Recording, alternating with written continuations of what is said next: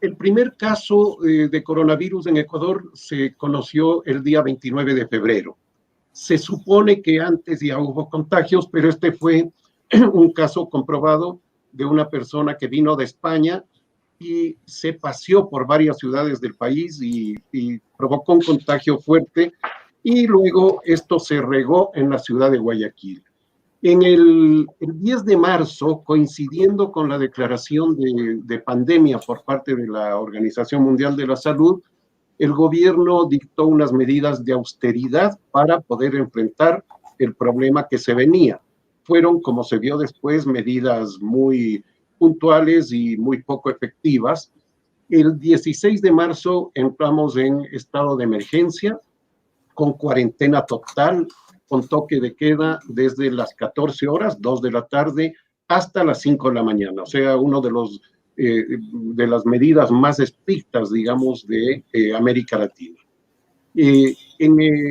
A partir del 19 de marzo se hizo evidente que el contagio masivo en Guayaquil era casi incontenible, y esto trascendió a todas las primeras planas de los medios de comunicación en el mundo, y el 17 de abril, es decir, ya un poco tarde, el gobierno envió unas leyes de urgencia económica a la Asamblea Nacional. No sé, hay un ruido, no sé si es...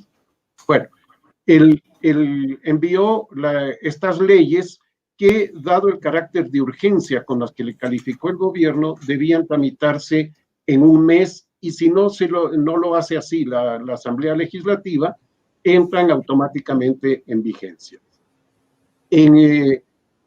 Este envío y la manera en que había, digamos, una confrontación con la Asamblea hicieron que se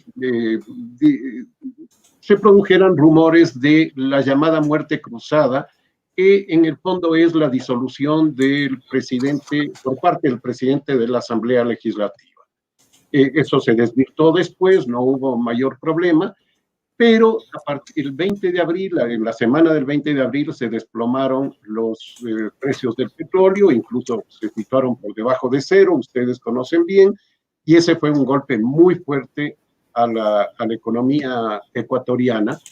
Y a partir del 1 de mayo se liberó en parte la cuarentena con un sistema de semáforos, es decir, de mantener en rojo era la cuarentena total, amarillo era una cuarentena limitada, todavía con toque de queda, pero ya a las 9 de la noche, y verde la apertura total. Esto se dejó en manos de los municipios, que sean ellos los que administren esta forma de entrar. El día 13 de mayo el presidente hizo una declaración bastante rara, que fue que eliminó de las leyes que él había propuesto a la Asamblea las contribuciones que existían para, digamos, por parte de empresas y de las personas de más altos ingresos.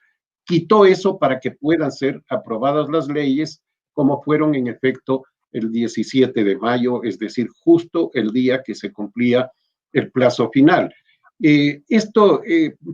Destaco esto de haber eliminado las contribuciones, porque era el único aspecto, se puede decir, redistributivo que existía, y sin embargo se lo dejó fuera.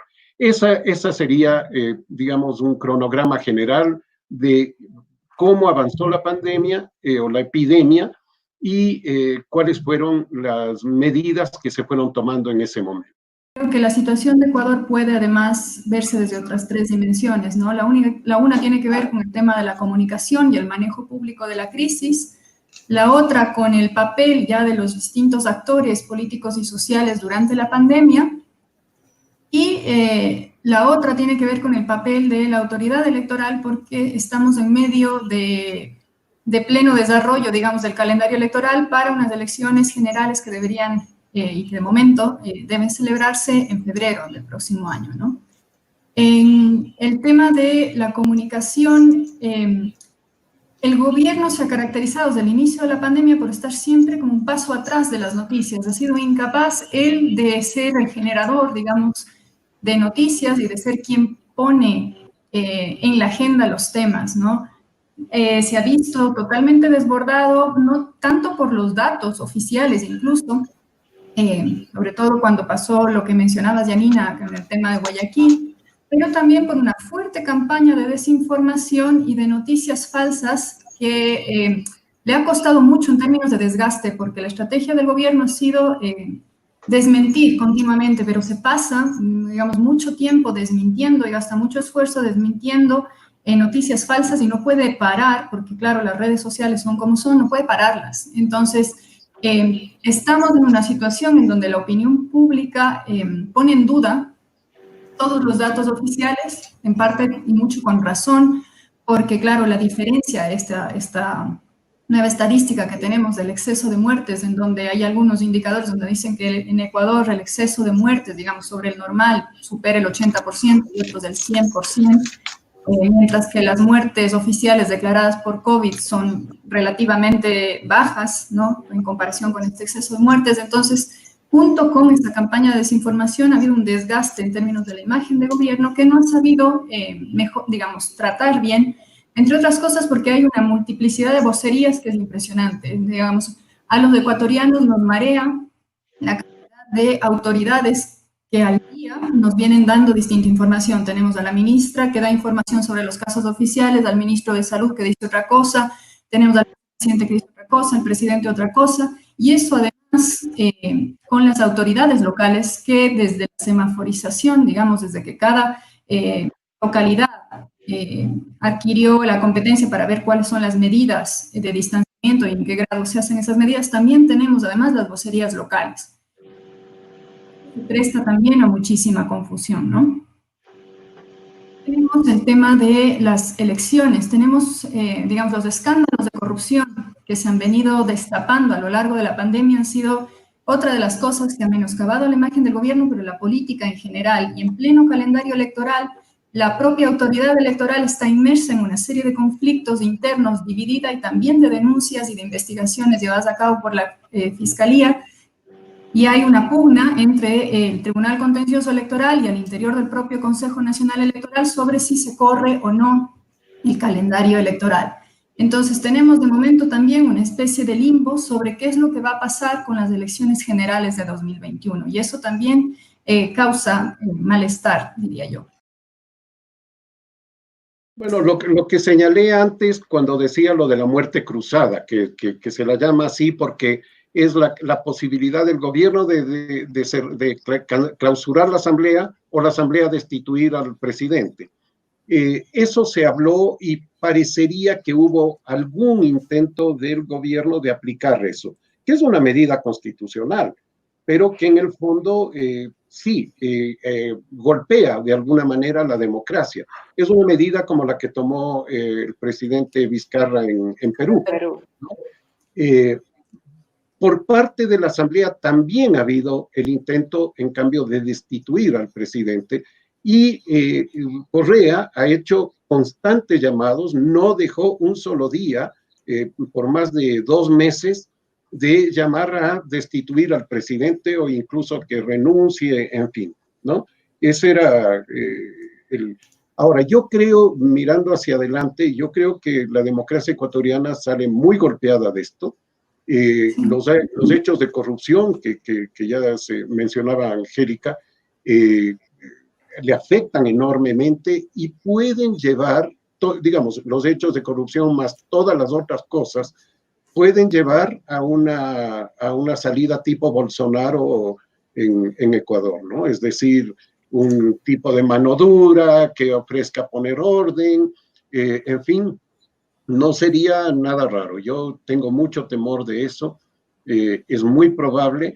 No hay partidos políticos, por lo tanto, difícilmente puede uno decir, bueno, hay ciertas fuerzas políticas que pueden encargarse de lograr, digamos, una reinstitucionalización. No. Entonces, es una situación más bien muy compleja. Aquí no estamos cuestionando otra cuestión que es básica, digamos, el lapso sustantivo de la democracia y cómo está golpeando la crisis a los productos que debería generar la democracia, creo que es más palpable, pero hay otra parte que tiene que ver con el lado procedimental de la democracia que no estamos cuestionando. Es, por ejemplo, que tanto se puede garantizar en una pandemia, tanto la libertad de competencia política como el hecho de poder ejercer un voto libre e informado, ¿no? Entonces, esas dos cosas creo que después, un poco más a largo plazo, también habría que ir atrás y añadir a los golpes que está sufriendo la democracia ecuatoriana. Luego, en términos de oposición, el principal opositor del gobierno de Lenín Moreno yo creo que es correísmo. Porque además, como punto Pachano, son los únicos que tienen una base sólida, no unida, y están con ese mismo discurso. Luego, el resto de actores políticos lo que han hecho durante esta crisis es simplemente tomar distancia y criticar al gobierno, ¿no? E intentar sacar réditos de su lado. Hacen campañas entregando canastas, entregan medicamentos, entregan, ¿no? Ese tipo de campaña un poco más al estilo clientelar, muy nuestra, muy de América Latina.